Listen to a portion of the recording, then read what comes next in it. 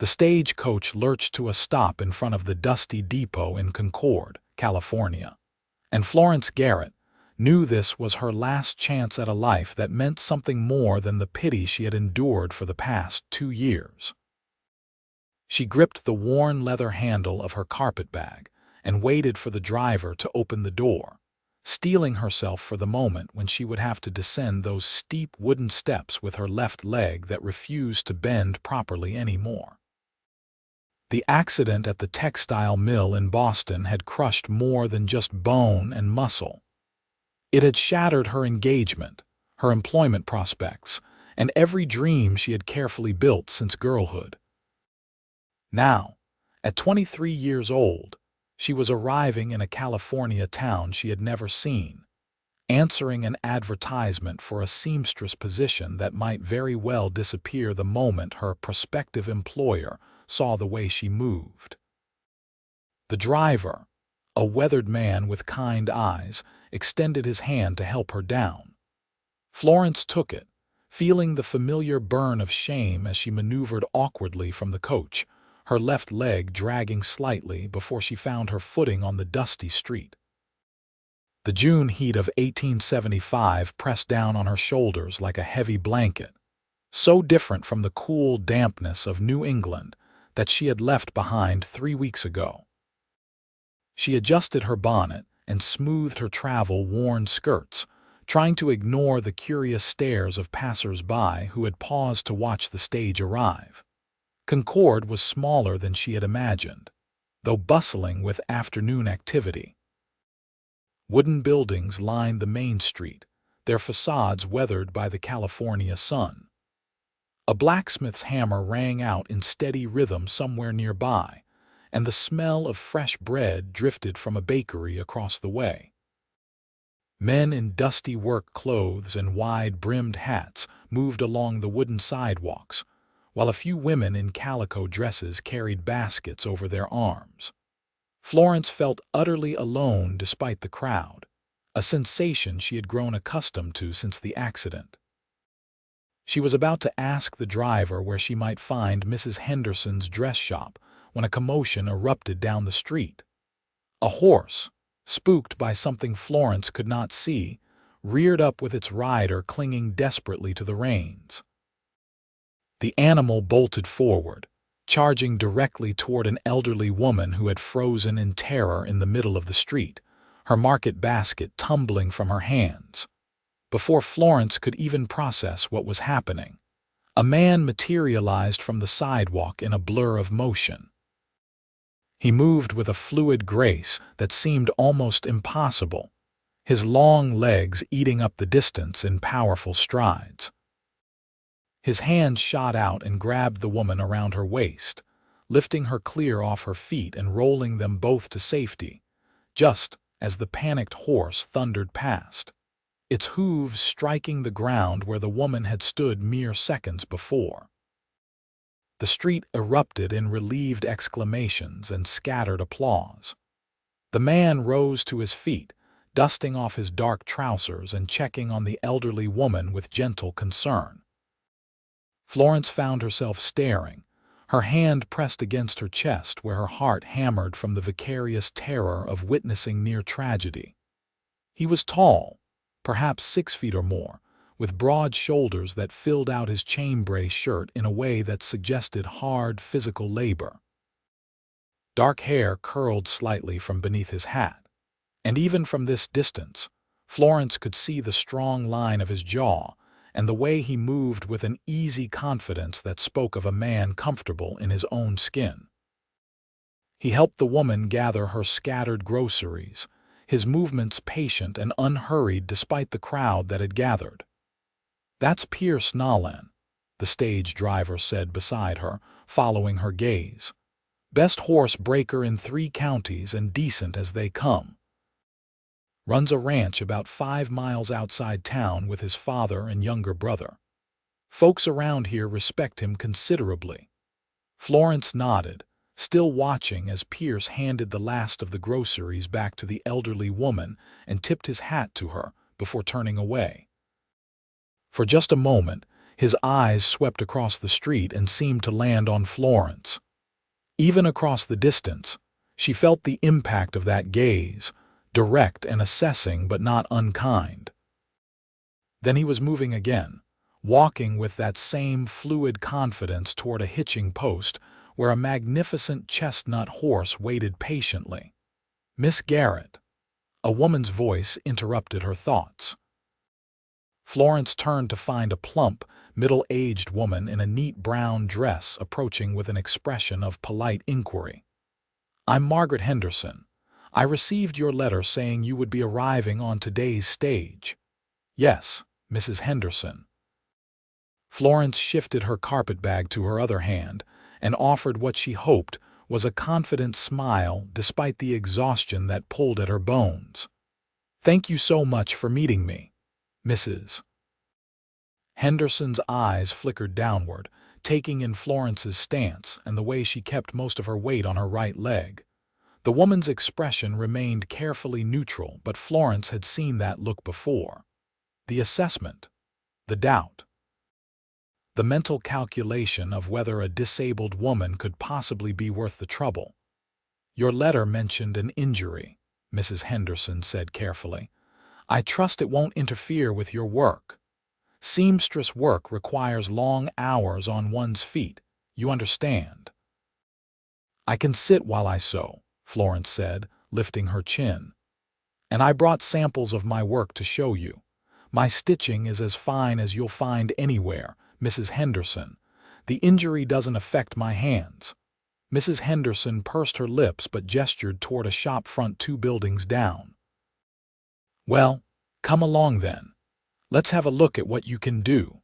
Florence followed, concentrating on making her gait as smooth as possible despite the way her leg protested after the long journey. Each step sent a dull ache through her hip, but she had learned to keep the pain from showing on her face. She refused to wince, refused to slow down, refused to give Mrs. Henderson any reason to send her back east on the next stage. The dress shop was small but well-appointed, with bolts of fabric lining the walls and a large cutting table dominating the center of the room. 2 dress forms stood in the corner, draped with partially completed garments. A sewing machine, one of the newer treadle models, occupied a place of pride near the front window where the light was best. "I do most of the cutting and fitting myself," Mrs. Henderson explained, moving to stand behind the cutting table with her arms folded. "What I need is someone with fine hand-stitching skills for the detail work. Embroidery, delicate hems, buttonholes, that sort of thing. Can you operate a sewing machine?" "Yes, madam." Florence set down her carpetbag and opened it, carefully extracting the bundle of fabric samples she had protected throughout her journey. "I worked at the Lowell Mills for 3 years before my accident, operating industrial machines. And before that, my mother taught me fine needlework from the time I was 6 years old." She spread her samples across the cutting table, watching Mrs. Henderson's face carefully. There was a handkerchief with hand-rolled edges and delicate whitework embroidery, a section of a dress bodice with intricate smocking, several examples of different buttonhole styles, and a piece of fine lawn with lacework insertion that had taken Florence weeks to complete. Mrs. Henderson picked up each piece, examining the stitching with the critical eye of an experienced seamstress. Florence held her breath, her hands clasped tightly at her waist. Everything depended on this moment. She had spent nearly all her savings on the journey west and had nowhere else to go if this position fell through. "This is excellent work," Mrs. Henderson admitted finally, setting down the last sample. "Truly excellent, but I must be frank with you, Miss Garrett. I'm concerned about your mobility. I need someone who can help in all aspects of the business, including assisting customers, reaching supplies from the upper shelves, and making deliveries around town when necessary." "I can do all of those things," Florence said, though her heart sank. This was always the moment when doors closed, when opportunities slipped away. "I'm stronger than I look, Mrs. Henderson, and I'm willing to work harder than anyone else to prove my worth." Mrs. Henderson studied her for a long moment, and Florence could see the war playing out behind the woman's eyes. Need versus doubt. Business sense versus charity. Finally, the older woman sighed. "I'll give you a trial period," she said. 2 weeks. Room and board included, plus a small wage if your work proves satisfactory.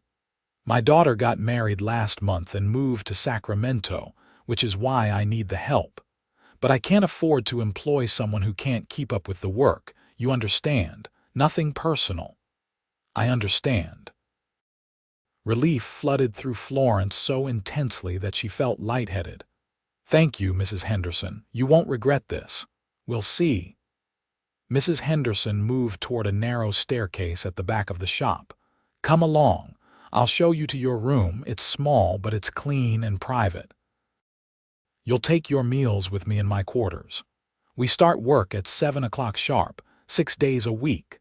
Sundays you're free to attend church or rest as you please." The room was indeed small, barely large enough for the narrow bed, washstand, and trunk that furnished it. But it had a window that looked out onto the street below, and the linens on the bed were crisp and clean. To Florence, who had been sleeping in her cousin's cramped attic back in Boston, sharing space with boxes and old furniture, it seemed like a palace. "Supper is at 6, Mrs. Henderson said from the doorway. "I'll leave you to get settled." When the door closed, Florence sank down onto the bed and let out a long, shaky breath. She had done it. She had traveled 3,000 miles alone, had survived the scrutiny of a potential employer, and had secured at least a temporary position. It was more than she had dared hope for when she had first seen the advertisement in the Boston newspaper 3 months ago. She rose and moved to the window, looking out at the unfamiliar street below. The sun was beginning its descent toward the western horizon, painting everything in shades of gold and amber. People moved about their business with the unhurried pace of a small town, so different from the frantic energy of Boston. In the distance, she could see hills rising against the sky, brown and golden in the summer heat. A rider on a chestnut horse moved past the window, and Florence recognized Pierce Nolan from earlier. He sat his horse with an easy grace, moving with the animal as though they were one creature. As if sensing her gaze, he glanced up toward her window. Their eyes met for just a moment, and Florence felt a strange flutter in her chest before she stepped back, suddenly self-conscious. She turned away from the window and began unpacking her few belongings, trying to ignore the way her hands trembled slightly. It was just exhaustion, she told herself. Just the strain of travel and the stress of meeting Mrs. Henderson. It had nothing to do with a dark-haired cowboy with kind eyes who moved like poetry in motion. That night, Florence lay in her narrow bed and listened to the unfamiliar sounds of the California town settling into sleep. Somewhere in the distance, a dog barked. Closer by, men's voices drifted up from the saloon down the street, accompanied by the tinny sound of an out-of-tune piano. The night air that came through her open window was warm and dry, so different from the humid summer nights of New England. She thought about the path that had brought her here, about the chain of events that had started with a broken machine belt and a moment of inattention at the mill. She had been reaching to adjust a thread when the belt snapped, its metal clasp striking her leg with devastating force. The doctors had saved the leg, but the damage to muscle and tendon was permanent. She would walk with a limp for the rest of her life, they told her. She would need to find a different kind of work, a different kind of life. Her fiancé, Robert, had visited her twice in the hospital. The second time, he had held her hand and explained with carefully chosen words that he couldn't possibly marry a crippled woman. His family had expectations, he said. He needed a wife who could manage a household, who could stand beside him at social functions without causing talk. He hoped she understood. Florence had understood perfectly. She had understood that the man she thought loved her had only loved the version of her that was whole and unblemished. She had understood that she would need to build a new life entirely, somewhere far from the pitying looks and whispered conversations. So here she was, 3,000 miles from everything familiar, starting over in a town where no one knew her as anything but the woman she was now. It was terrifying and liberating in equal measure. The next morning, Florence woke before dawn, her internal clock still confused by the journey west. She dressed carefully in her most serviceable work dress, braided her auburn hair into a neat coronet, and made her way downstairs to find Mrs. Henderson already in the kitchen, preparing breakfast. "You're up early," the older woman observed, but she sounded pleased rather than annoyed. "Good. We have 3 dresses that need finishing by the end of the week. Mrs.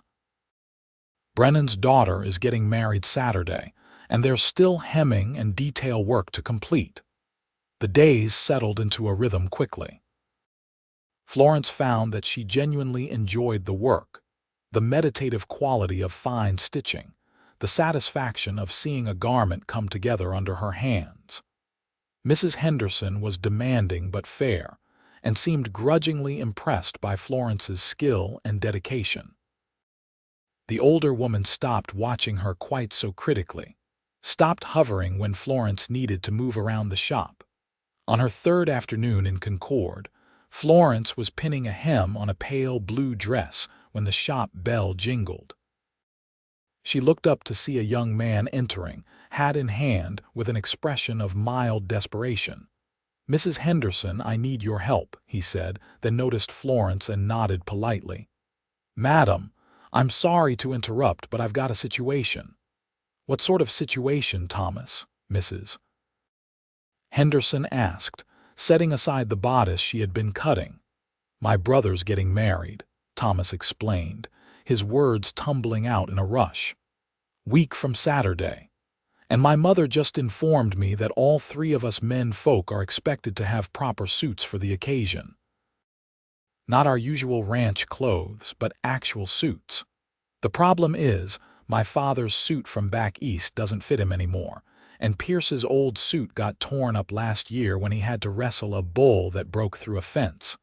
We need new clothes, and we need them fast." Mrs. Henderson frowned. "Thomas Nolan, a week and a half is hardly enough time to make 3 men's suits from scratch." I know. Thomas ran a hand through his hair, which Florence now noticed was the same dark color as Pierce's had been. This must be the younger brother the stage driver had mentioned. "My mother's beside herself. She says we can't have Pierce standing up as best man looking like a ranch hand, and my father refuses to attend if he doesn't look proper. Is there anything you can do?" Mrs. Henderson was silent for a moment, clearly calculating. Then she glanced at Florence. "Can you do men's tailoring?" "Yes, madam," Florence said immediately. "My father was a tailor before he passed. I helped in his shop from the time I was 12 until I was 17 and moved to the mills." "Well then," Mrs. Henderson turned back to Thomas. "Bring your brother and father by tomorrow afternoon for measurements. We'll have to work from dawn to dark to get 3 suits done in time, but we'll manage. It'll cost you extra for the rush, mind you." "Whatever it takes," Thomas said, his relief palpable. "Thank you, Mrs. Henderson. You're saving my mother's sanity and probably the whole wedding in the bargain." After he left, Mrs. Henderson looked at Florence with something approaching respect. "I hope you meant what you said about working harder than anyone else. We're going to be testing that claim." "I meant it," Florence assured her. The next afternoon, Florence was organizing the shop's button collection when the bell jingled again. She looked up and felt her breath catch as Pierce Nolan entered, followed by an older man who had to be his father and Thomas from the day before. Pierce removed his hat as he stepped inside, and Florence got her first clear look at his face. He was handsome in a rugged, weathered way, with strong features and eyes the color of dark coffee. Those eyes landed on her and held for just a moment, and Florence felt heat rise in her cheeks. "Mrs. Henderson," Pierce said, his voice a pleasant baritone that seemed to resonate in Florence's chest. "Thomas tells me you're going to work a miracle for us." "Not a miracle, just good old-fashioned work," Mrs. Henderson said briskly. "Miss Garrett will be taking your measurements. She has experience with men's tailoring, which is fortunate for you.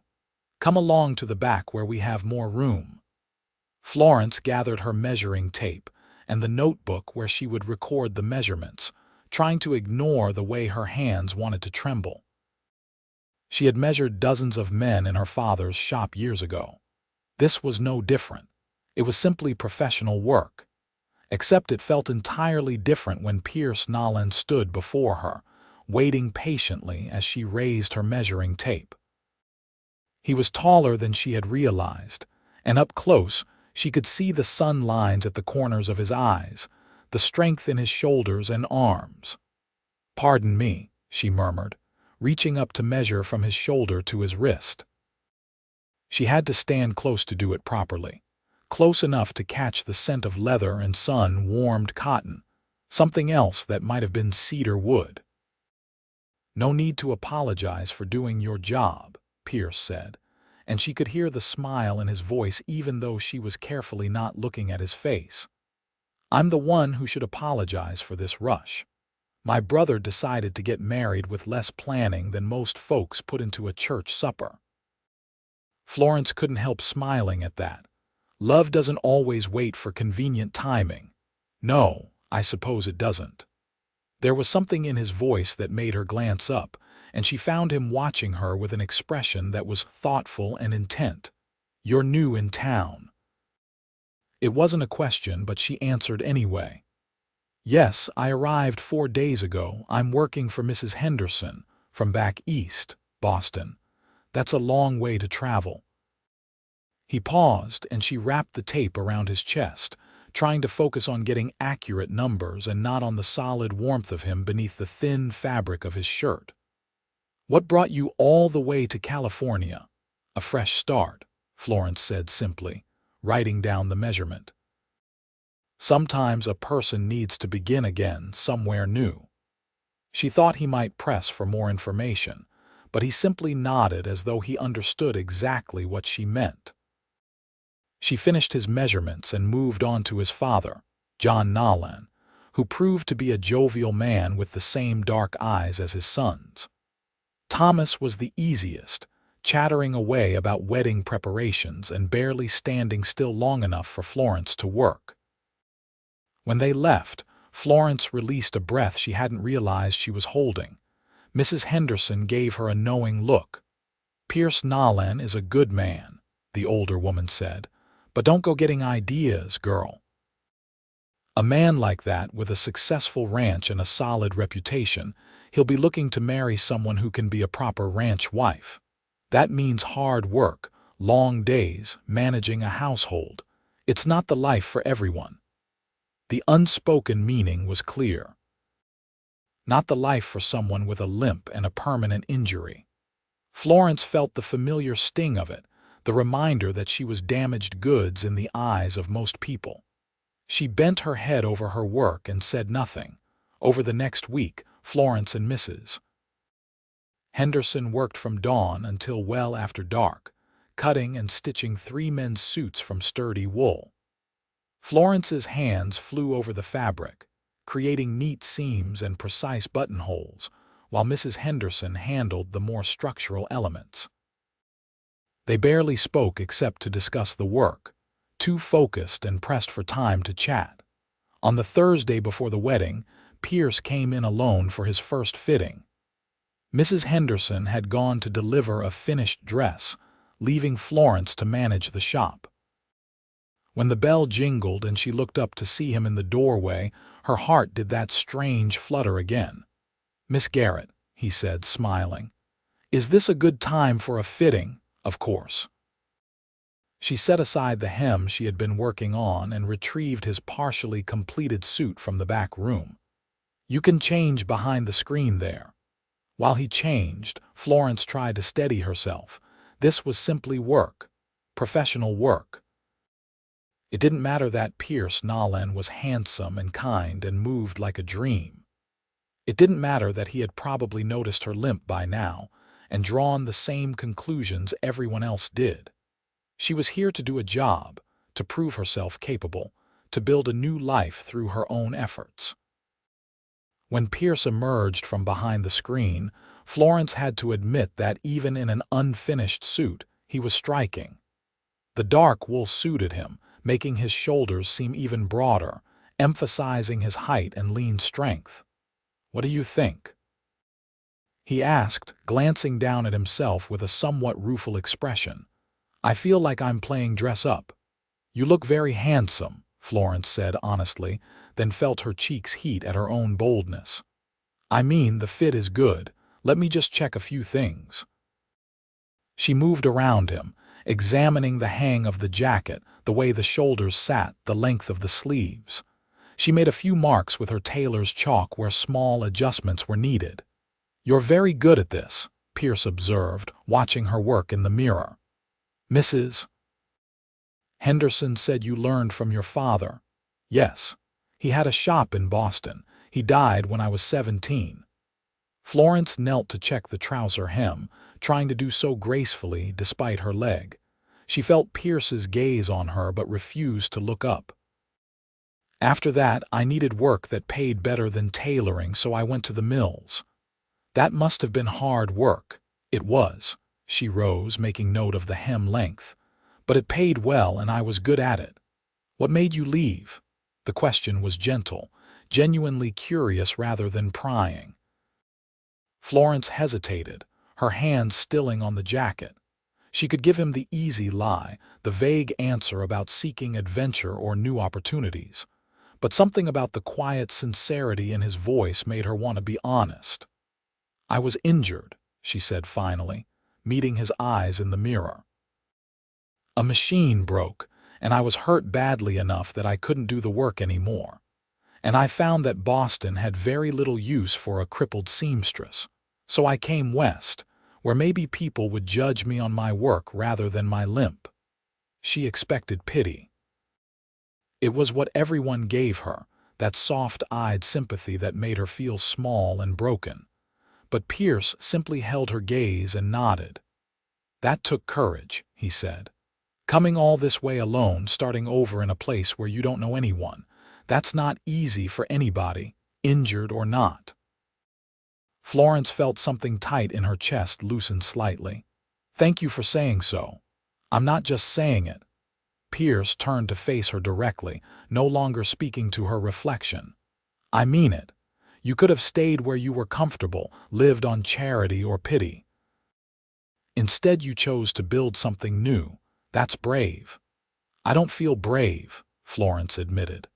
"Most days I feel terrified that I'm going to fail, that I'm going to prove everyone right who said I couldn't manage on my own. And yet you're managing just fine." He smiled, and it transformed his whole face, bringing warmth to those dark eyes. "Mrs. Henderson seems pleased with your work. Thomas said she actually smiled when she talked about you the other day, which is apparently a rare occurrence." That startled a laugh out of Florence. "She does seem to have high standards. That's putting it mildly. My mother has been terrified of Mrs. Henderson since we were kids." Pierce glanced down at himself again. "Can I ask you something?" "Of course. When you look at me, do you see just another customer, or do you see something else?" The question caught Florence entirely off guard. She stared at him, her mind racing. What did she see? A handsome man, certainly. A kind man based on their limited interactions. But there was something else, something in the way he looked at her as though her limp didn't matter, as though she was simply a person worthy of respect and genuine interest. "I see someone who's patient and kind," she said carefully. Someone who doesn't make me feel like I'm less than I am." Pierce's expression softened. "Good. Because when I look at you, I see someone remarkable, someone strong and determined and talented, and I'd like to know you better if you're willing." Florence's heart hammered against her ribs. "Mr. Nolan, Pierce," he interrupted gently. "Please call me Pierce." "Pierce," she amended, the name feeling strange and intimate on her tongue. "I don't think that's a good idea." "Why not?" "Because men like you don't court women like me," Florence thought. "Because I've learned the hard way that interest turns to pity, and I couldn't bear to see that look in your eyes. Because I'm terrified of wanting something I can't have out loud," she said. "Because I'm only here on a trial basis.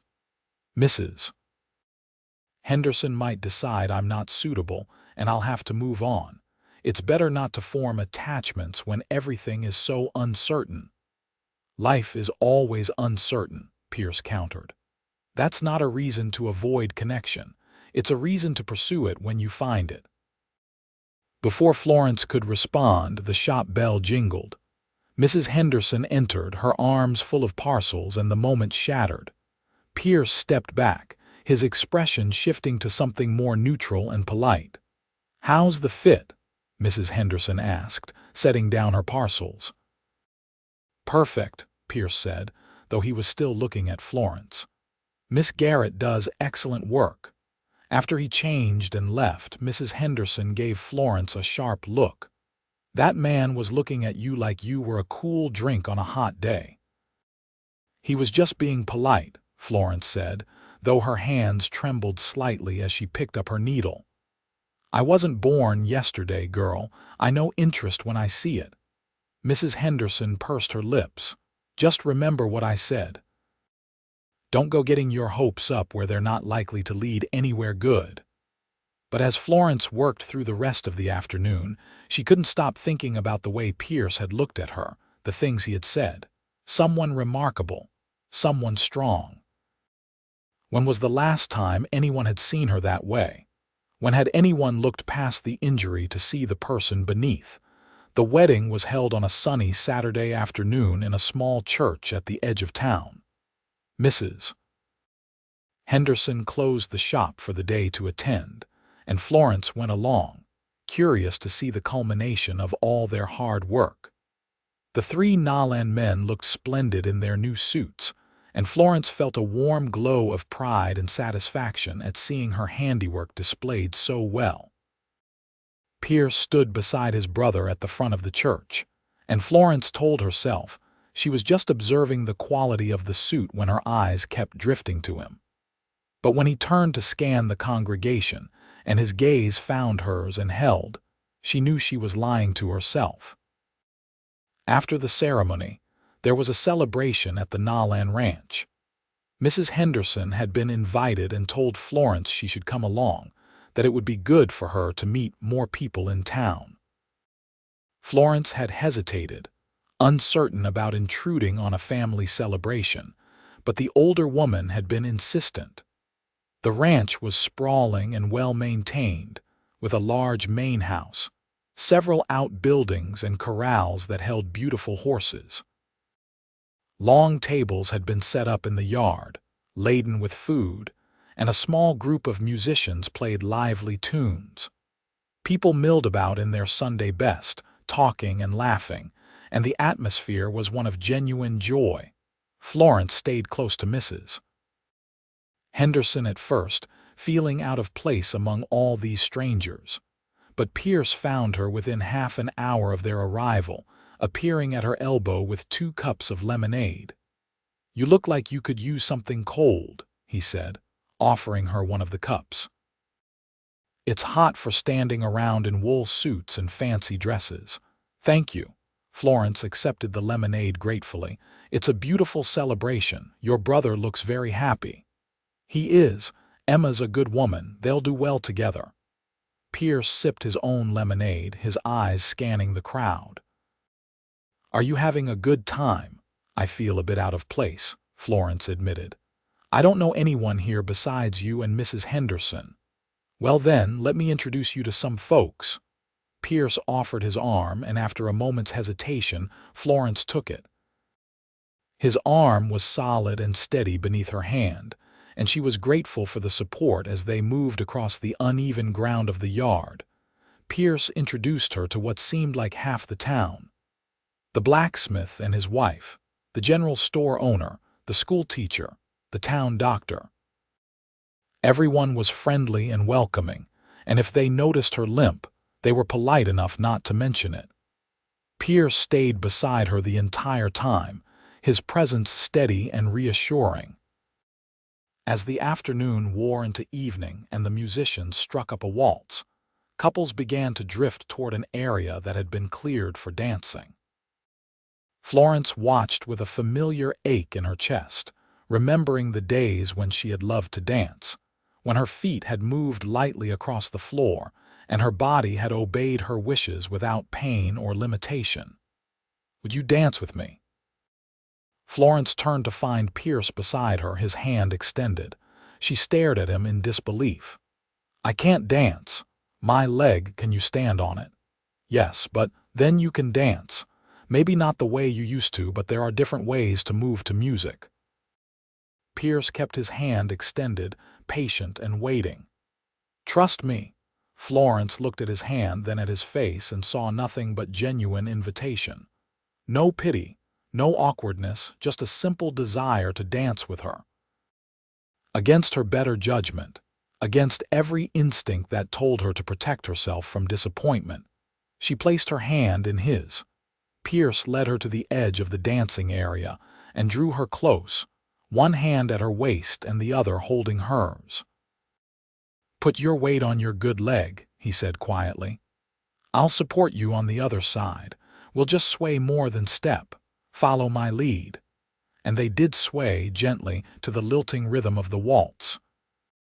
Pierce held her securely, taking all the weight and worry out of movement, making it easy for her to simply feel the music and the warm evening air and the solid strength of him.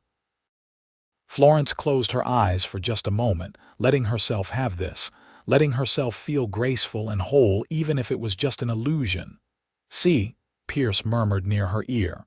"You're dancing." "You're being very kind," Florence whispered back, her throat tight with emotion. "I'm being selfish," Pierce corrected. "I wanted to dance with the most interesting woman at this wedding, and I'm doing exactly that." Florence opened her eyes and found him gazing down at her with an expression that made her breath catch. There was warmth there and something deeper, something that looked almost like wonder.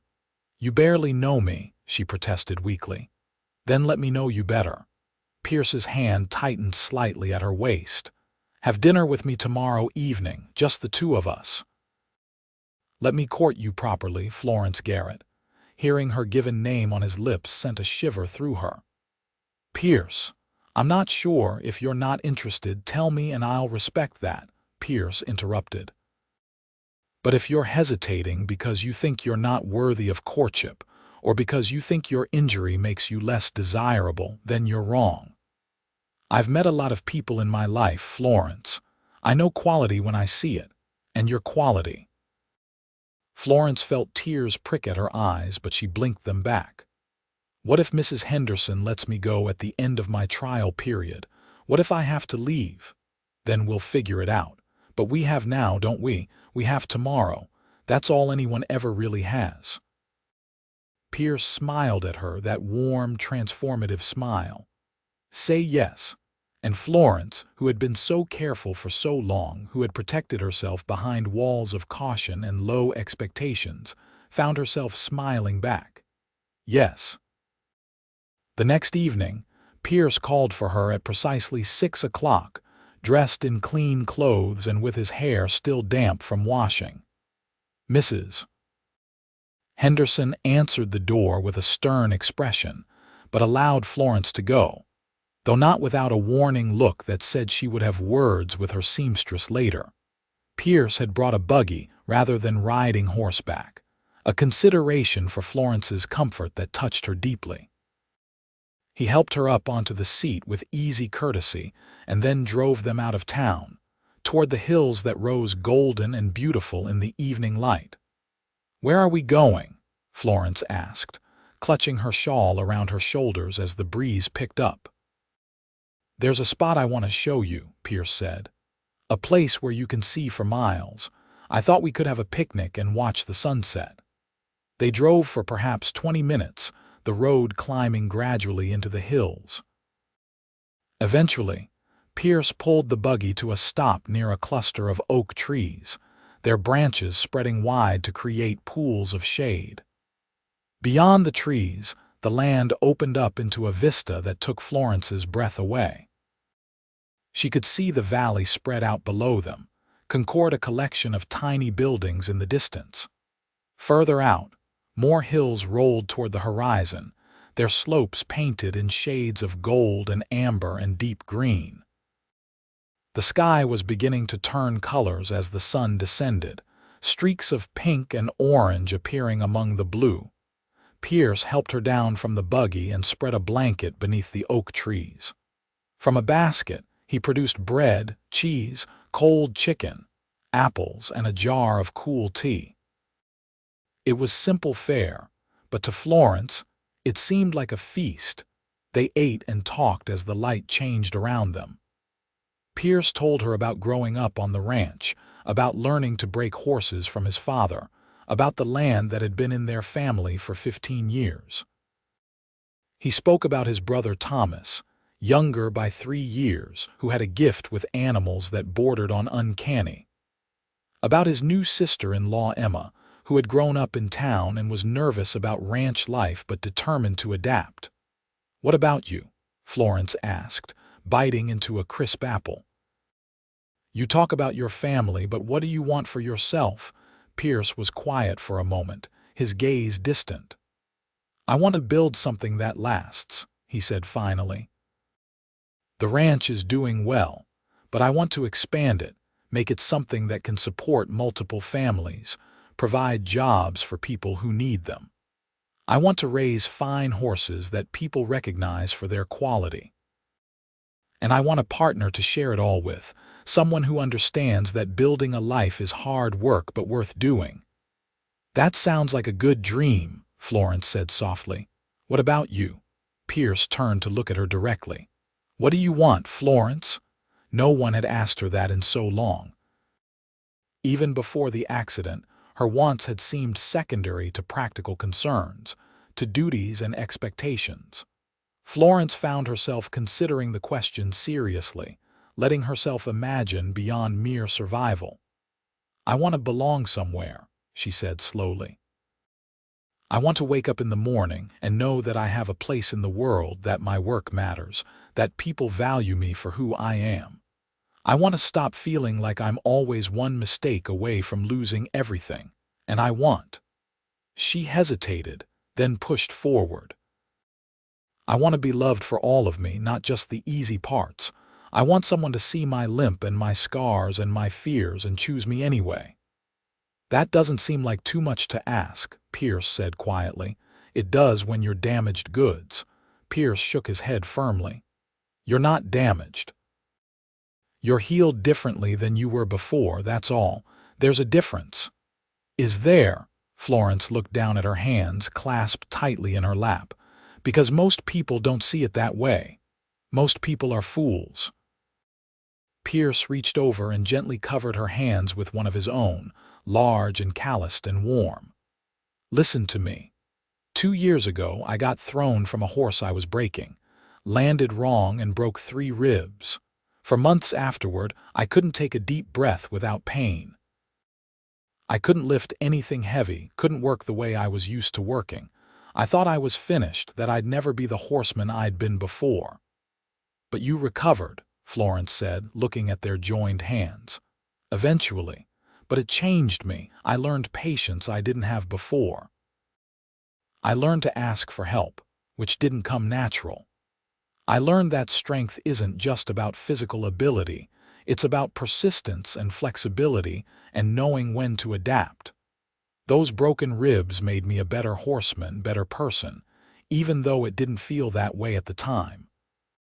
He squeezed her hands gently. Your injury changed you too. It brought you here to California to a new life. It gave you the courage to start over when that's one of the hardest things a person can do. And it let me meet you, which I'm selfishly grateful for." Florence felt tears slip down her cheeks despite her best efforts to contain them. "You barely know me," she whispered.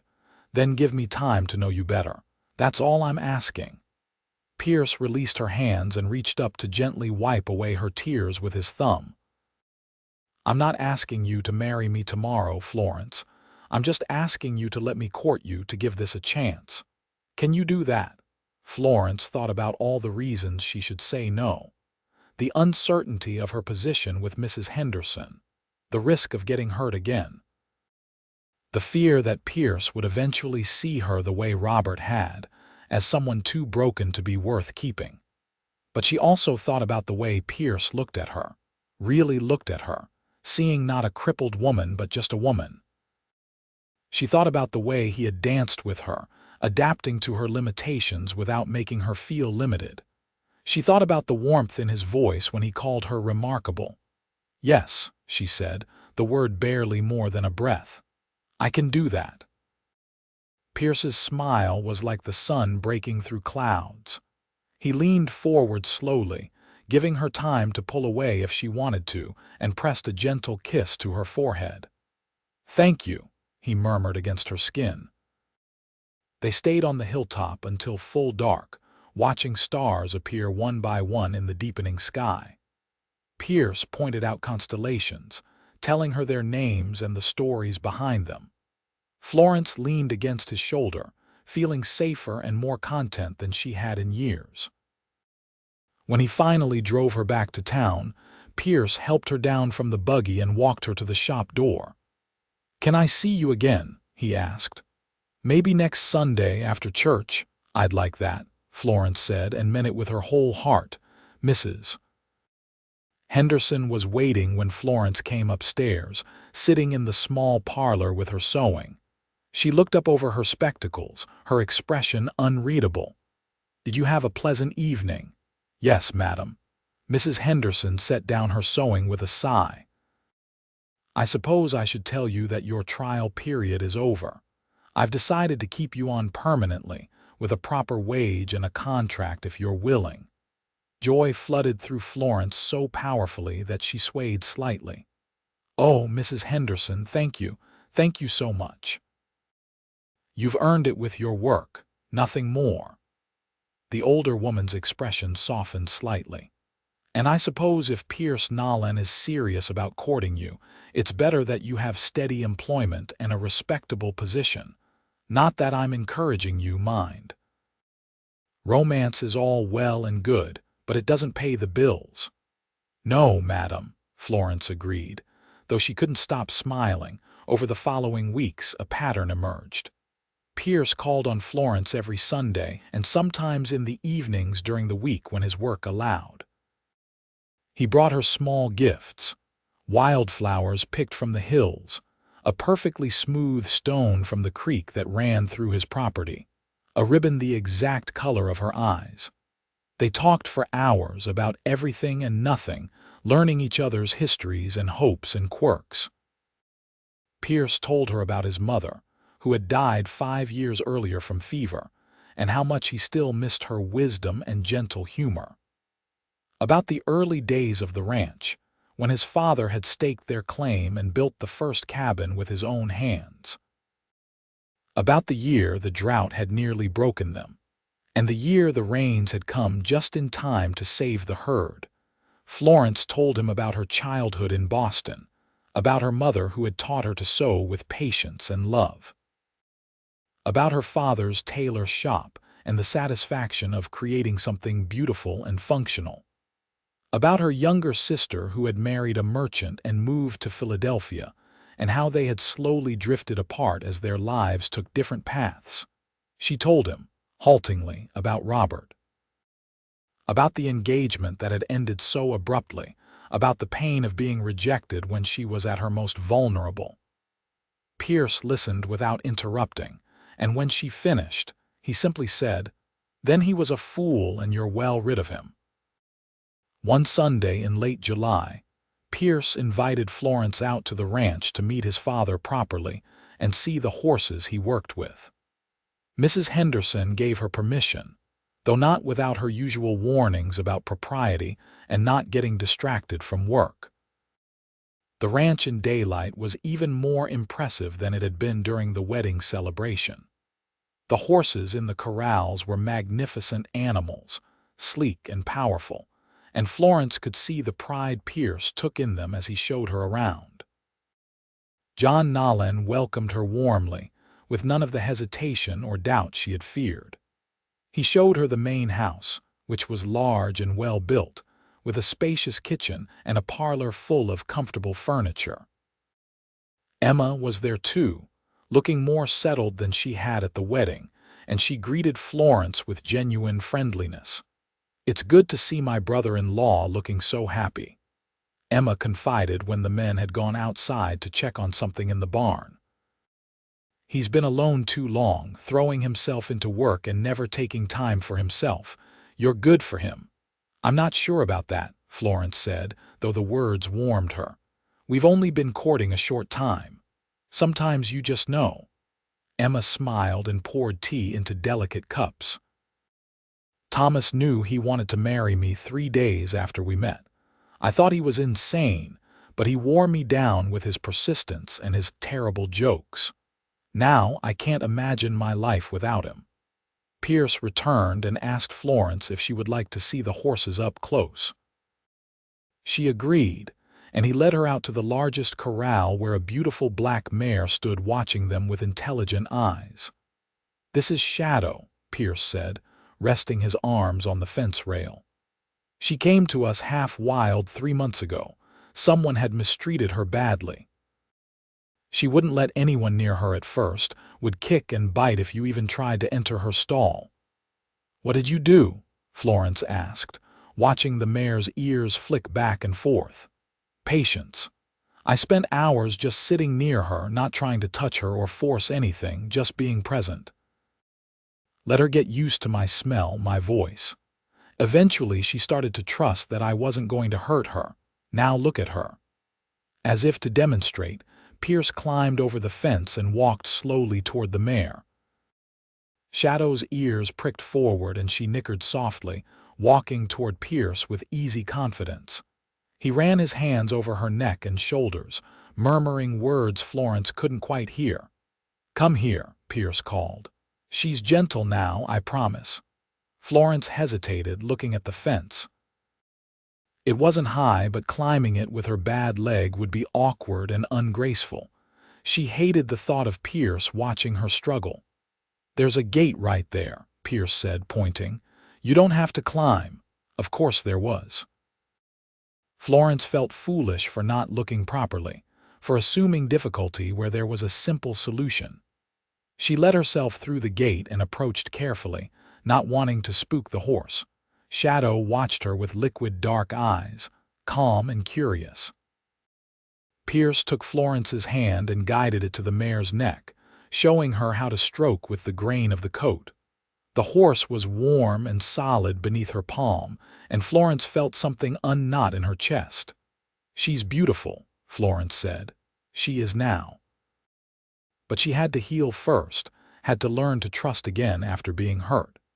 Pierce was looking at Florence rather than the horse.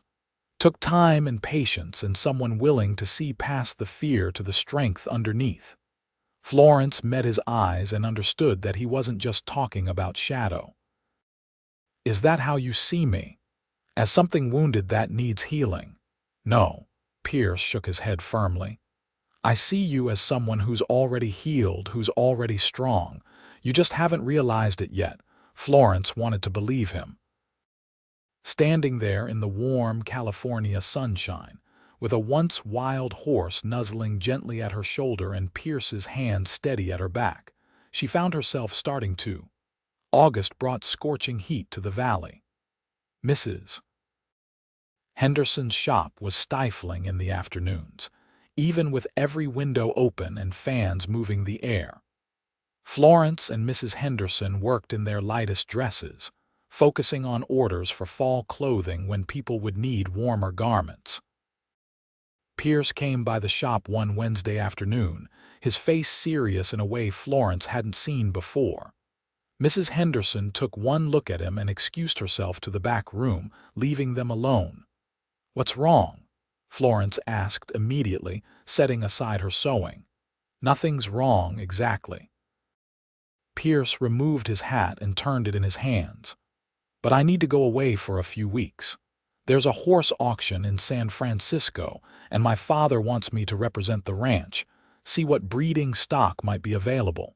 It's good business, necessary for growing the operation." "That sounds like an opportunity," Florence said, though her heart sank at the thought of weeks without seeing him. "It is, but I don't want to go without telling you what you mean to me." Pierce set his hat on the counter and took both her hands in his. "Florence, these past 2 months have been the best of my life. When I'm with you, everything feels right in a way it never has before. You're smart and talented and brave, and you make me want to be a better man." "Pierce, let me finish." He squeezed her hands gently.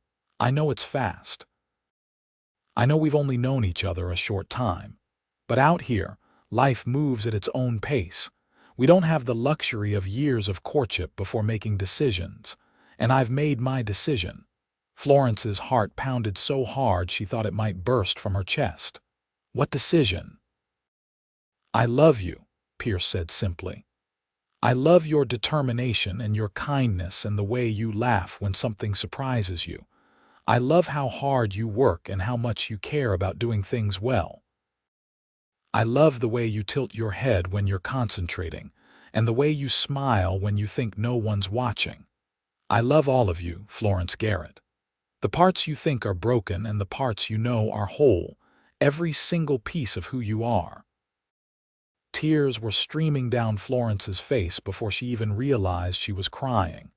"You can't possibly. I can and I do." Pierce released one of her hands to gently cup her cheek. "When I come back from San Francisco, I'm going to ask you to marry me. I wanted you to know that now, so you have time to think about your answer. Think about whether you could love me back, whether you could see yourself building a life with me on the ranch. Think about whether you trust me enough to take that leap." "I already know my answer," Florence whispered. Pierce's eyes searched hers. "What is it?" "Yes." The word came out choked with emotion, but clear. "Yes, Pierce, I love you too. I think I have since the day you danced with me at your brother's wedding, since you made me feel graceful when I thought I'd never feel that way again. Yes to everything." Pierce's face transformed with joy. He pulled her into his arms, holding her tight, and Florence clung to him with all her strength. This was what she had been afraid to hope for, what she had thought was lost forever. A man who saw her completely and loved her anyway. Not despite her injury, but including it, as part of the whole complicated, beautiful person she was. When Pierce finally loosened his hold, he tipped her chin up and kissed her softly, sweetly, a promise of all the kisses to come. Florence felt it all the way to her toes, warmth and rightness in coming home. "I'll be back in 3 weeks," Pierce said when they finally pulled apart.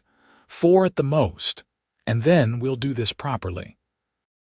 I'll ask your employer for permission to court you seriously. I'll speak to the minister. We'll plan a wedding if you want one, or we'll go to the courthouse if you don't. Whatever you want, Florence." "I just want you," Florence said honestly. "Everything else is details." Pierce left 2 days later, and Florence threw herself into her work to keep from missing him too desperately. Mrs. Henderson, to her credit, didn't comment on Florence's distraction, though she did assign her extra detail work that required focus and concentration. The days crawled by. Florence attended church on Sundays and smiled politely when people asked after Pierce. She worked on a new dress for herself, something pretty for when he returned. She helped Mrs. Henderson with a rush order for the banker's wife, and made small talk with customers and counted the days. A letter arrived in the second week, delivered to the shop by the postal clerk. Florence recognized Pierce's bold handwriting on the envelope, and her hands trembled as she opened it. "My dearest Florence," he wrote, "San Francisco is a chaos of people and noise, nothing like our quiet town. The auction is everything my father hoped, and I've secured contracts for 2 excellent mares that will improve our breeding program considerably. But none of it means anything compared to thoughts of you. I miss your smile, your voice, the way you look at me like I'm someone worth knowing. I count the days until I can return and make you my wife properly. All my love, Pierce." Florence read the letter 3 times, then folded it carefully and tucked it into her pocket where she could feel it against her heart throughout the day. The 3rd week brought complications. A woman came into the shop, elegant in an expensive traveling suit with hard eyes and a pursed mouth. She looked around the shop with an expression of faint disdain before her gaze landed on Florence. "You must be the seamstress," the woman said. "Miss Garrett, I believe." "Yes, madam." "How can I help you?" "I'm Judith Worthington. I've recently moved to Concord from Sacramento." The woman pulled off her gloves with precise movements. "I need several dresses made, and I was told your work is adequate." Mrs. Henderson emerged from the back room, her expression wary. "Mrs. Worthington, welcome to Concord, Mrs. Henderson." Judith's tone was cool. "I trust you can accommodate my needs. I have very specific requirements." Over the next hour, Judith described in excruciating detail the 5 dresses she wanted made. Florence took careful notes, asking questions about fit and style, trying to pin down the exact vision Judith had in mind. It quickly became clear that this woman would be a difficult customer, particular to the point of impossible to please. When Judith finally left, Mrs. Henderson let out a long breath. "That woman has been a thorn in everyone's side since she arrived. She's wealthy and knows it, and expects everyone to bow and scrape."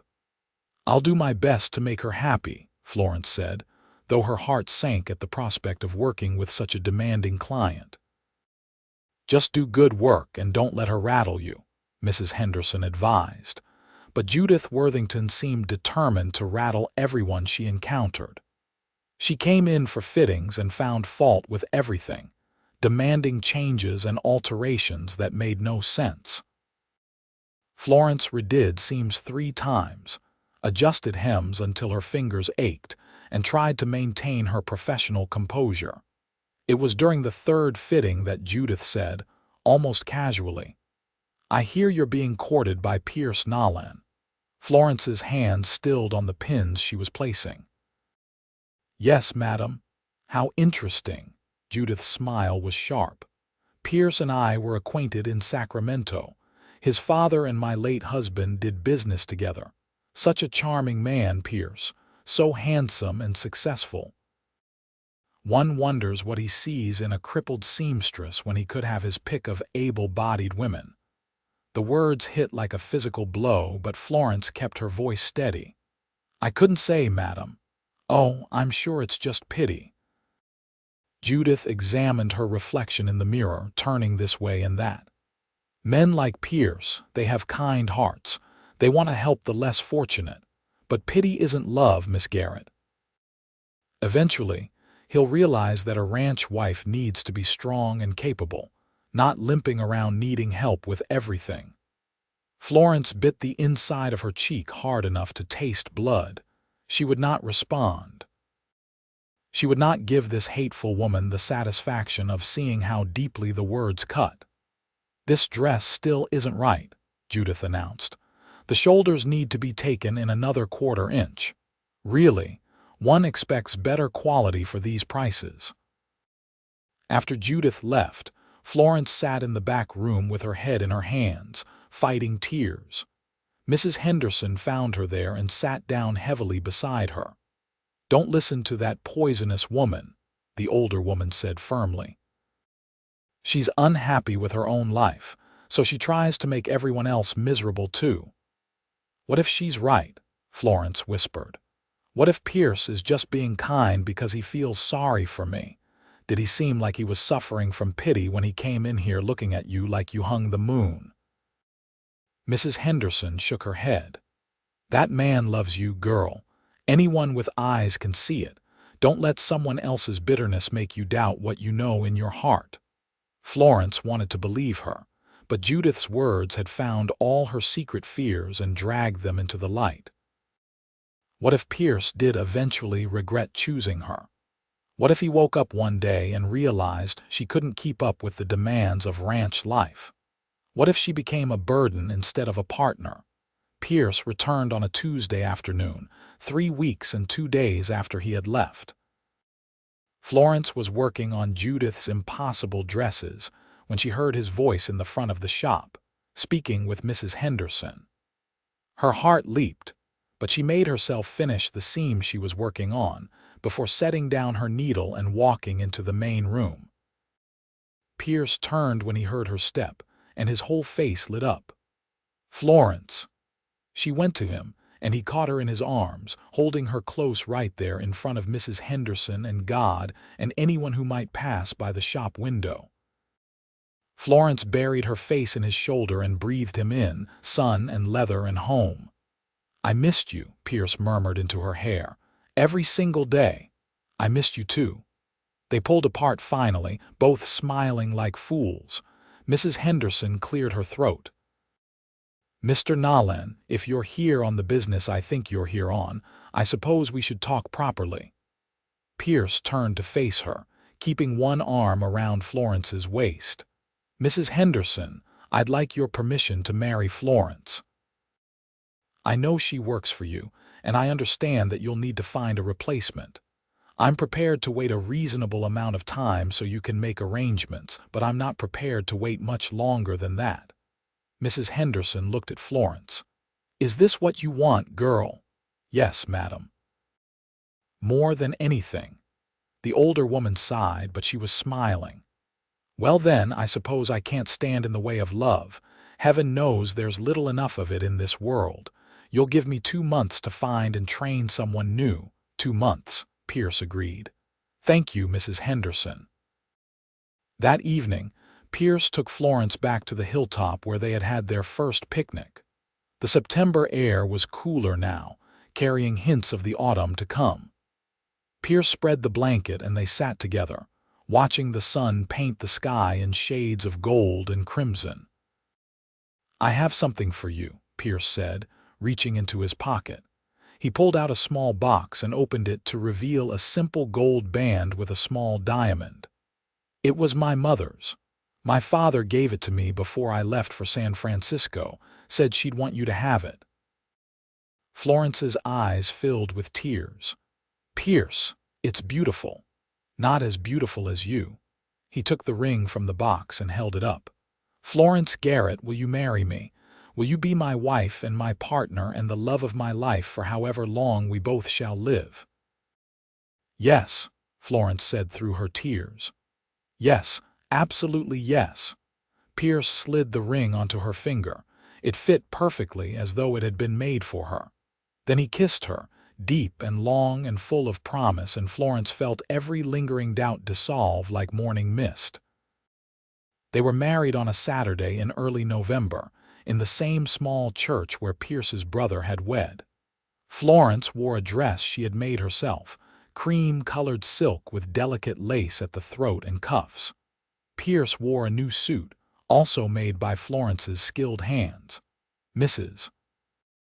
Henderson attended, along with the entire Nolan family and half the town. When the minister pronounced them husband and wife, Pierce kissed Florence with such tenderness that several women in the congregation dabbed at their eyes. Florence felt joy bubble up inside her like champagne, bright and effervescent and almost too much to contain. At the reception, held once again at the Nolan Ranch, people toasted the happy couple and shared stories and danced under the autumn sky. Pierce danced with Florence twice, holding her close and swaying gently to the music, making her feel graceful and cherished and completely whole. Judith Worthington appeared at one point, her expression pinched. She offered stiff congratulations, then said to Pierce, "I do hope you know what you're taking on. Ranch life is demanding. I'd hate to see you disappointed." Pierce looked at her with an expression of polite confusion. "I'm marrying the strongest woman I know, Mrs. Worthington. The only disappointment would be if I hadn't been smart enough to ask her." Judith had no response to that. She turned and walked away with her spine rigid, and Florence felt Pierce's arm tighten around her waist. "Pay her no mind," he murmured.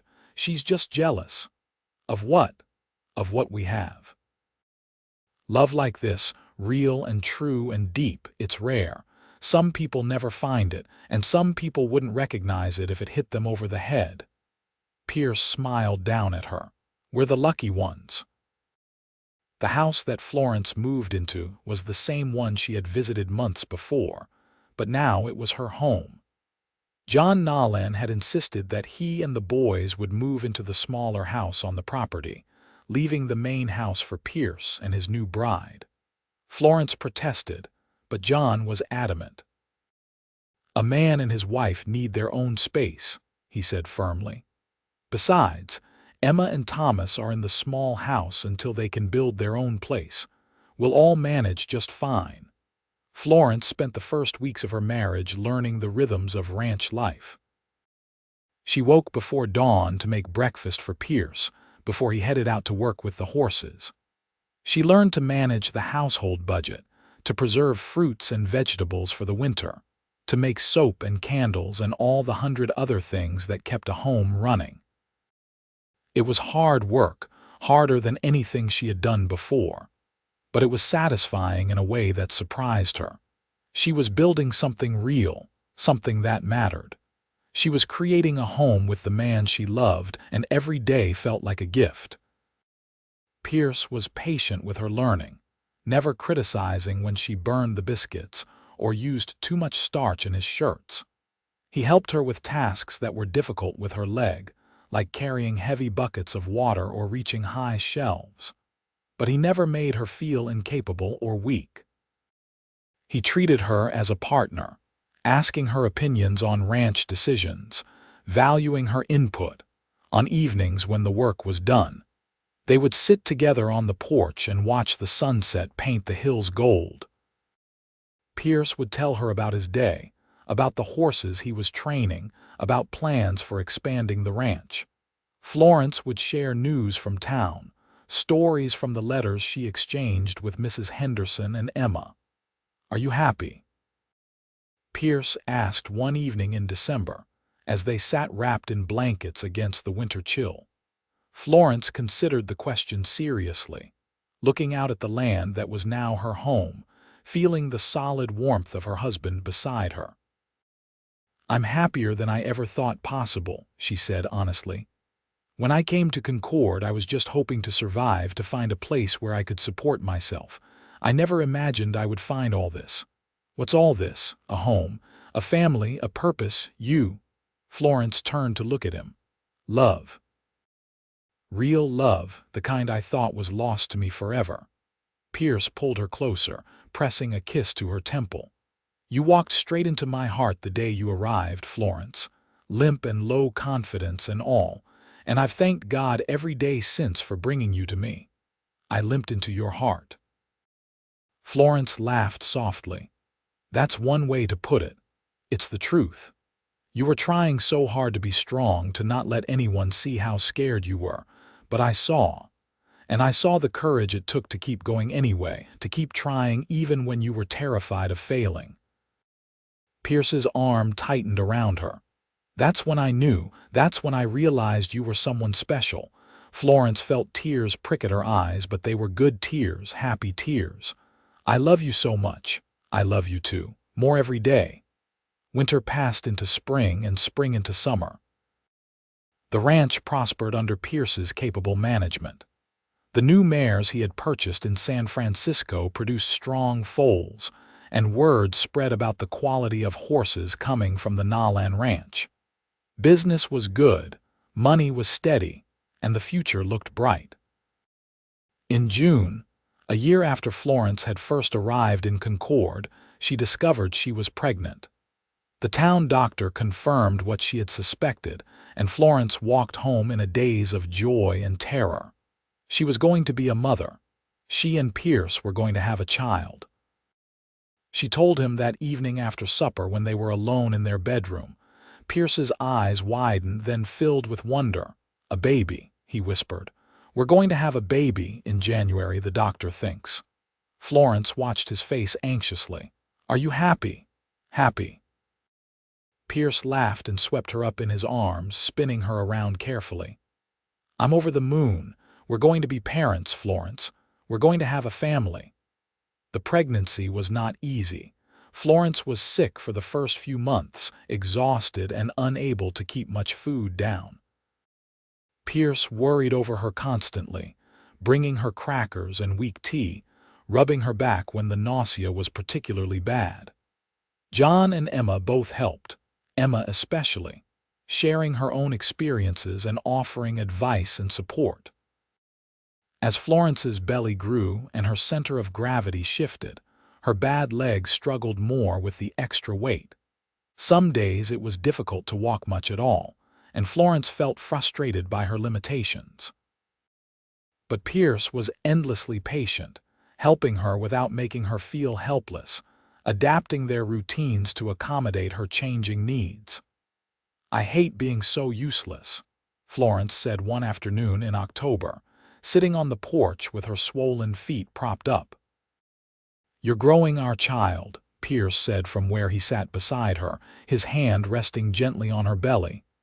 "That's the opposite of useless. That's the most important work there is. I can't help with half the things I used to do. So we adapt. That's what we do, Florence. We face what comes and we adapt together." Pierce felt the baby kick against his palm and smiled. "Besides, this is temporary. In a few months, you'll have your energy back and we'll have a baby to keep up with. Then you'll be wishing for these quiet afternoons." Their son was born on a cold January night, after hours of labor that left Florence exhausted but triumphant. Pierce stayed by her side the entire time, holding her hand, whispering encouragement, being her anchor through the storm. When the baby finally arrived, squalling and red-faced and perfect, Pierce cried openly. "He's beautiful," he said, his voice thick with emotion. "Florence, he's perfect." They named him Patrick after Pierce's grandfather. Patrick Nolan, a sturdy baby with dark hair like his father and his mother's stubborn chin. Florence held him and felt her heart expand in ways she had never imagined possible. This tiny person, this perfect miracle, was hers and Pierce's together. The early months of motherhood were challenging. Patrick was a fussy baby who didn't sleep much and seemed to need constant attention. Florence was exhausted, struggling to manage the baby and her recovery and the household.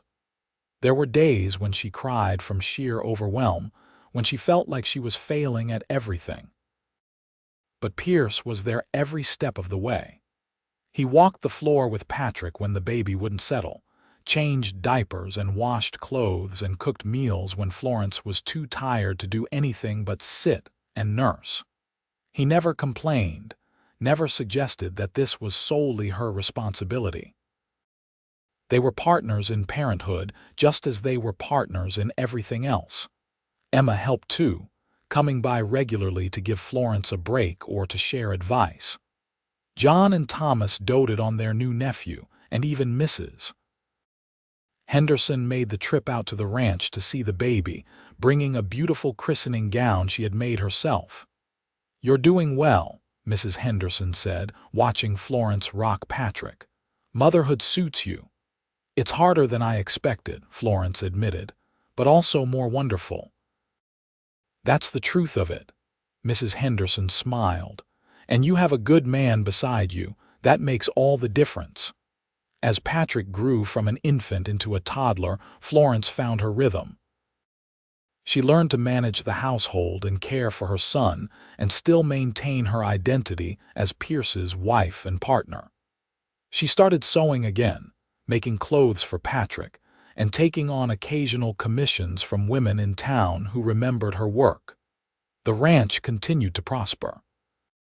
Pierce's reputation as a horseman grew, and people came from as far as Sacramento to purchase animals from the Nolan ranch. Thomas married Emma in a ceremony even larger than his brother's, and they built their own house on the far end of the property.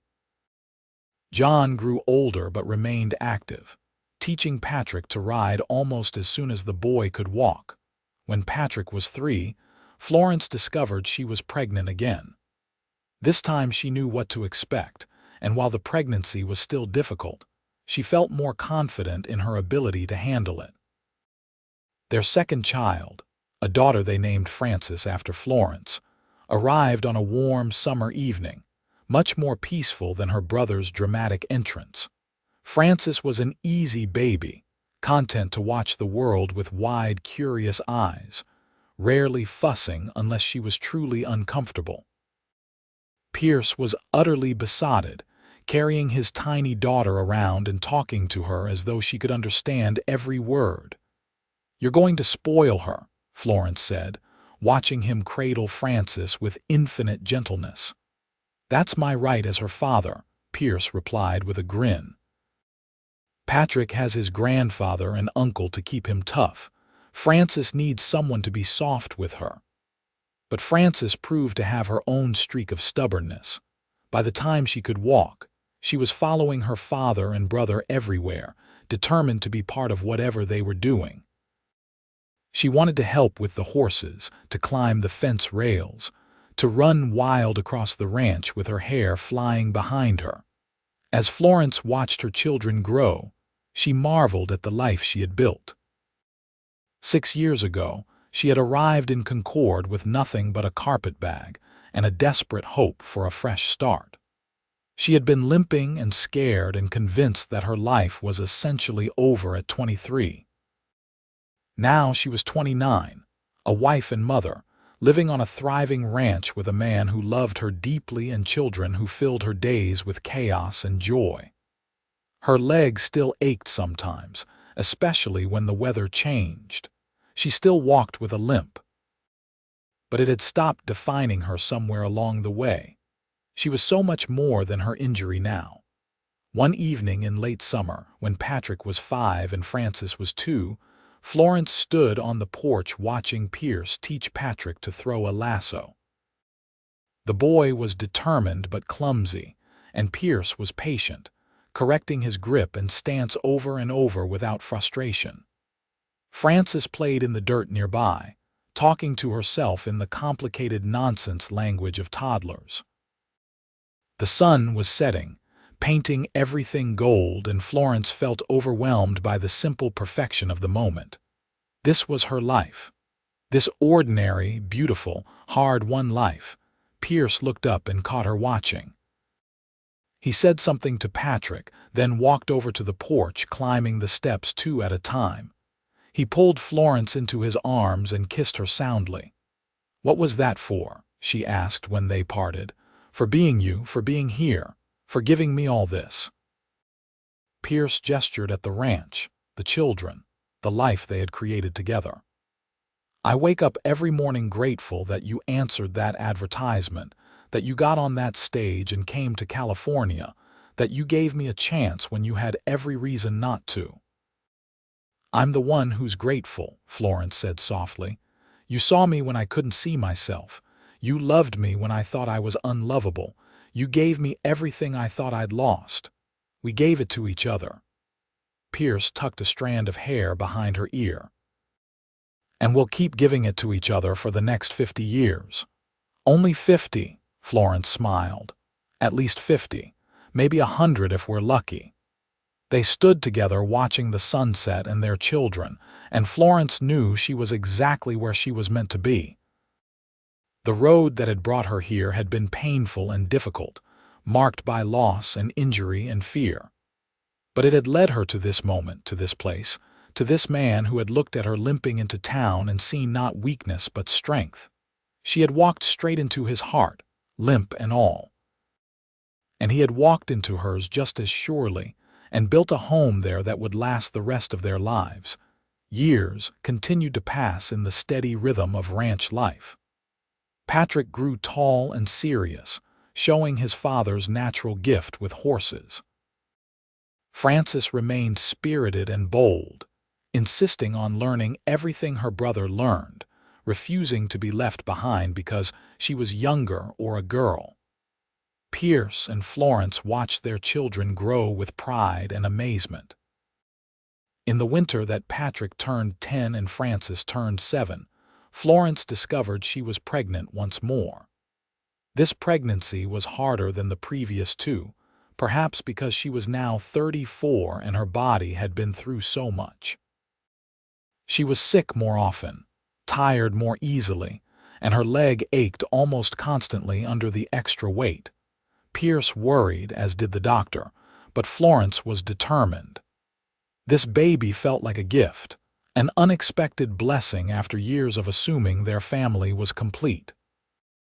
She rested when she could, let Emma and Frances help with household tasks, and focused on staying healthy.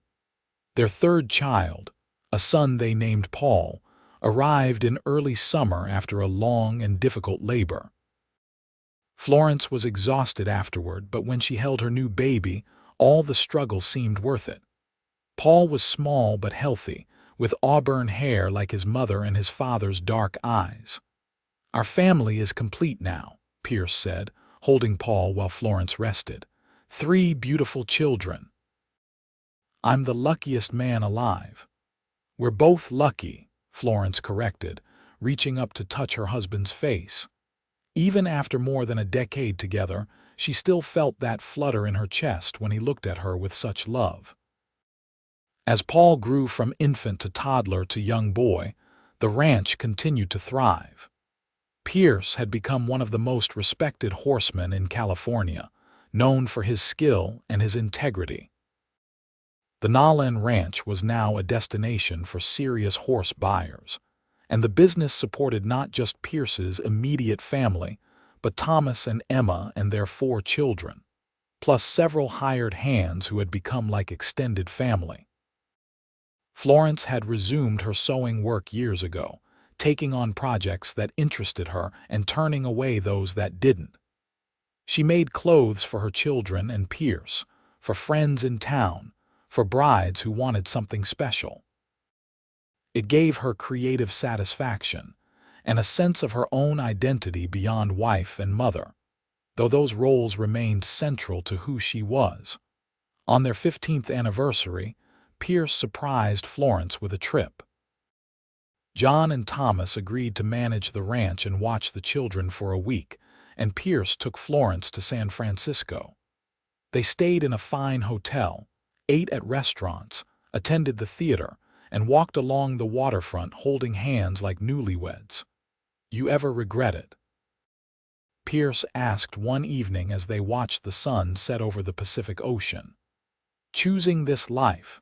You could have stayed in Boston, found work there eventually, lived a more cultured and refined life." Florence thought about the woman she had been 15 years ago, broken and scared and certain her life was over. She thought about the journey that had brought her to California, to Concord, to the dress shop where Pierce had come for a wedding suit. She thought about everything that had happened since: the courtship, the marriage, the children, the life they had built together on the ranch. "I don't regret a single moment," she said firmly. "This life, this messy, beautiful, chaotic life with you and our children, it's everything I never knew I wanted. You gave me back my faith in myself, Pierce. You made me believe I was worthy of love and happiness. How could I possibly regret that?" Pierce pulled her close, kissing her forehead. "I'm the one who should be grateful. You've made me happier than I ever imagined possible. Every day with you is a gift." They stayed on the beach until full dark, wrapped in each other's arms, listening to the waves crash against the shore. It felt like a moment out of time, a perfect capsule of peace and love and contentment. When they returned to the ranch, their children ran out to greet them, talking over each other in their excitement to share everything that had happened while their parents were gone.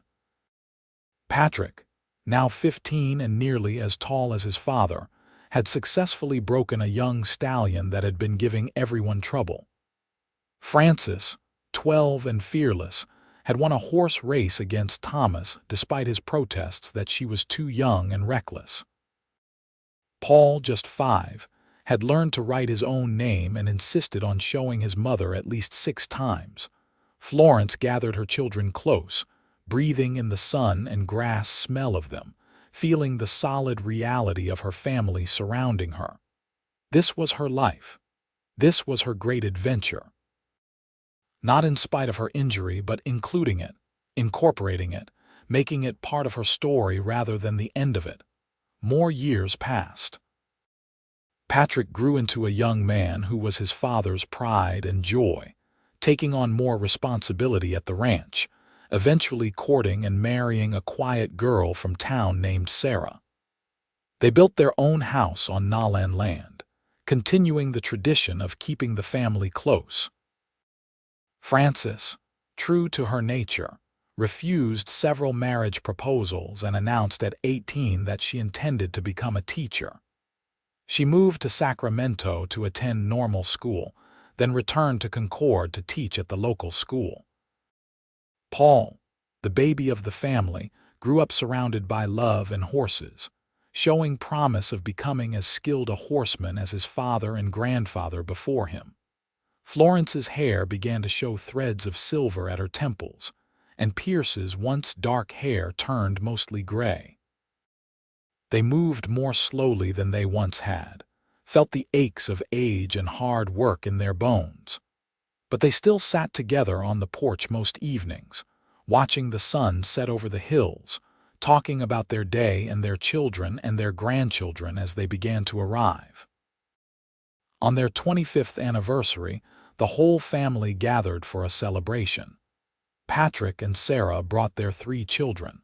Frances came from town with news that she had been made head teacher at the school.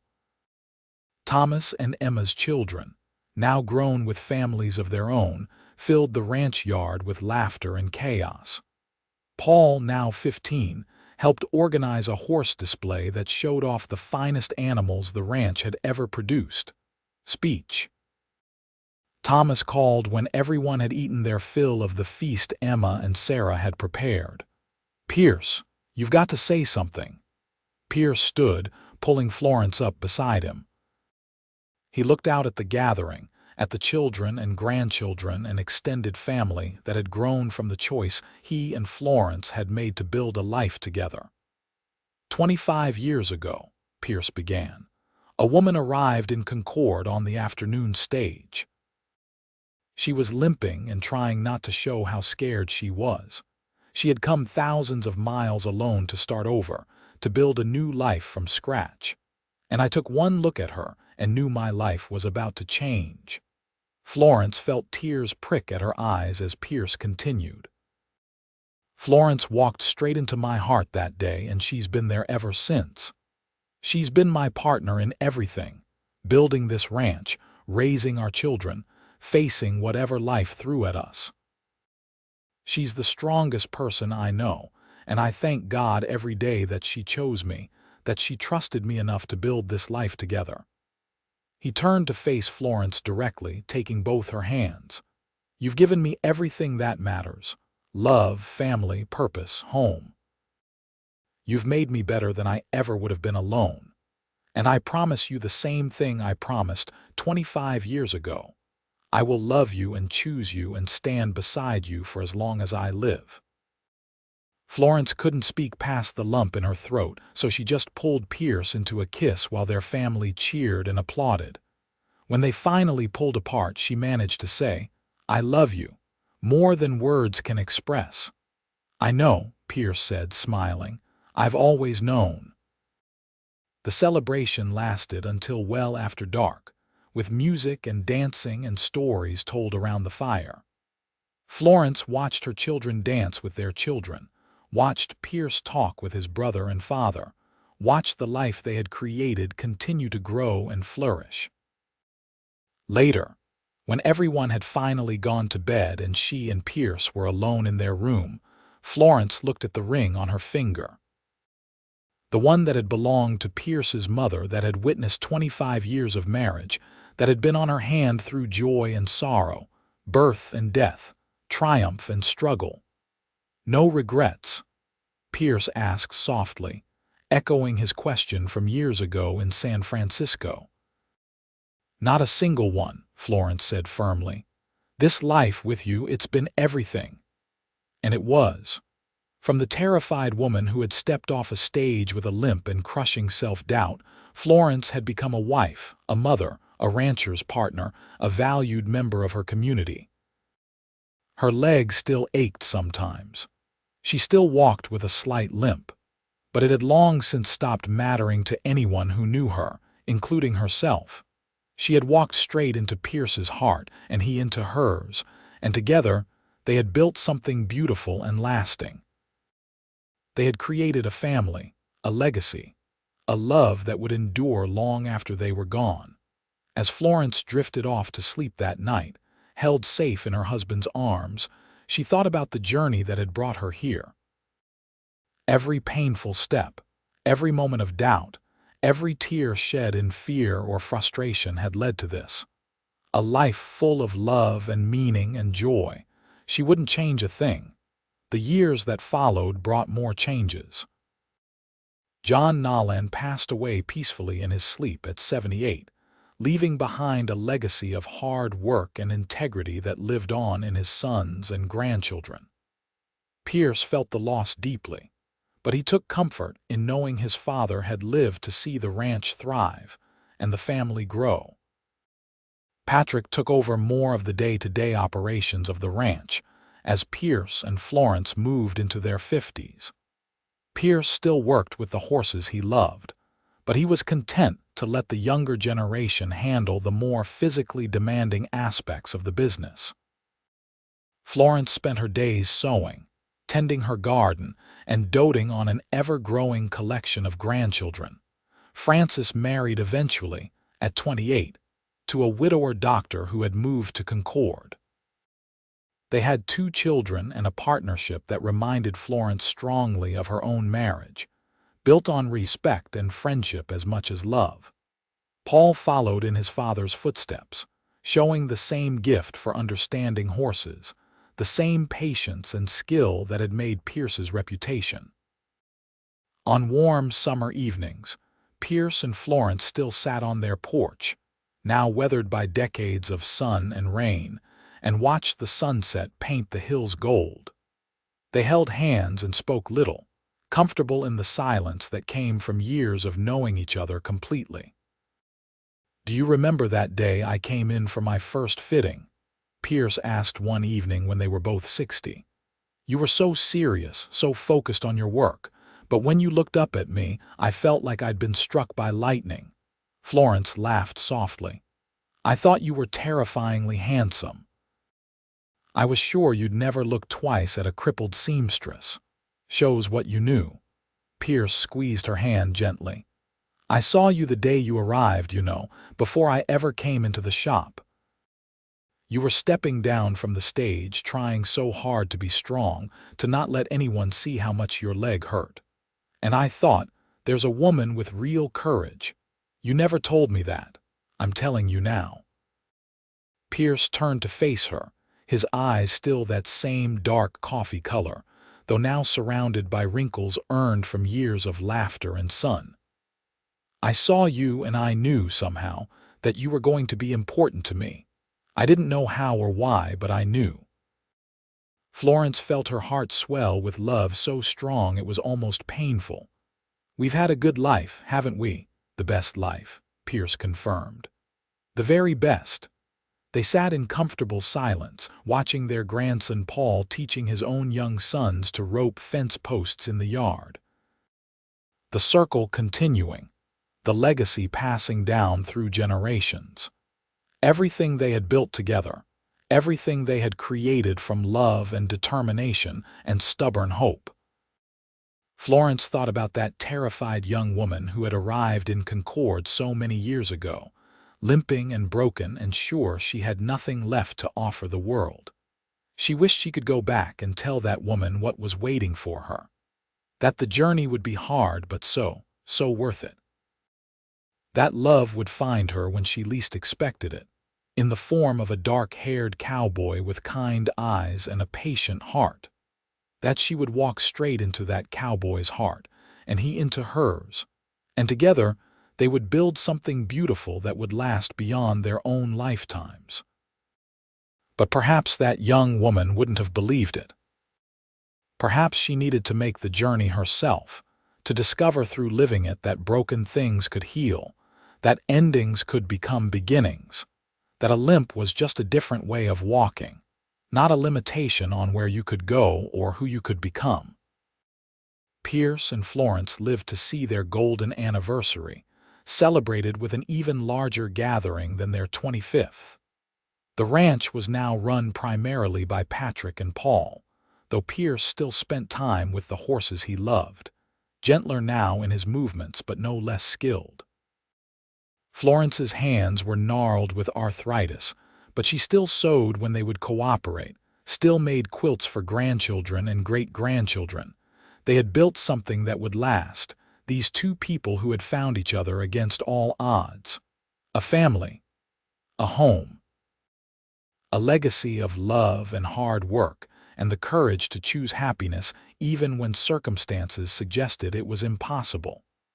On the evening of their 50th anniversary, Pierce and Florence sat on their porch one last time, surrounded by the people they loved most in the world.